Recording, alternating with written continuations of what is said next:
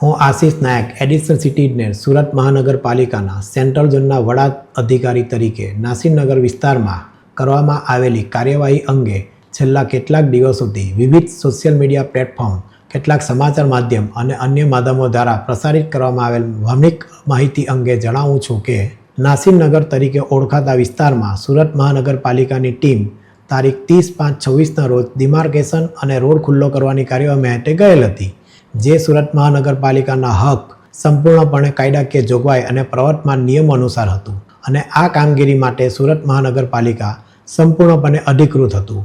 જે કાર્યવાહી દરમિયાન સામાન્ય સુલેહ અને શાંતિ જળવાઈ રહે તે માટે પોલીસ વિભાગને રૂટીન જાણ કરીને જરૂરી સહયોગ પણ પ્રાપ્ત કરવામાં આવ્યો હતો. આ સમગ્ર પ્રક્રિયા સંબંધિત દસ્તાવેજ પુરાવા અને સ્થળ પરની હકીકતોના આધારે હાથ ધરવામાં આવી હતી.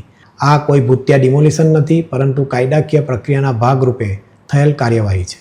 આ કામગીરી દરમિયાન થયેલી ઘટનાને લઈને માનનીય મ્યુનિસિપલ કમિશનર દ્વારા એક તપાસ સમિતિની રચના કરવામાં આવી છે. ડિમોલિશન સંબંધિત તમામ મુદ્દાઓ અંગે નિષ્પક્ષ તપાસ ચાલી રહી છે. આ તપાસ પ્રક્રિયાને સંપૂર્ણ સહયોગ અમે આપી રહ્યા છે. તેમ છતાં દુર્ભાગ્યવશ કેટલાક કહેવાતા આગેવાનોએ આ મુદ્દાનો દુરુપયોગ પોતાના અંગત સ્વાર્થ અને રાજકીય લાભ માટે કરી રહ્યા હોય તેવું જણાઈ રહ્યું છે. માટે સોશિયલ મીડિયા ઇન્ફ્લુએન્સરો તથા બિનઅધિકૃત મીડિયા દ્વારા અધૂરી, એકતરફી અને ભ્રામક માહિતી પ્રસારિત કરવામાં આવી રહી છે.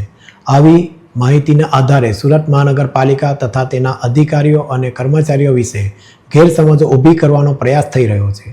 આ ઘટનાથી એસએમસીના અધિકારીઓ અને કર્મચારીઓ ઉપર સતત માનસિક દબાણ, જાહેર આક્ષેપો તથા એકતરફી પ્રચારના કારણે પ્રતિકૂળ પરિસ્થિતિનું નિર્માણ થયું છે અને અમારા અધિકારીને બિનઅધિકૃત મીડિયા દ્વારા દબાણમાં લાવીને બોલવા પણ દીધા નથી.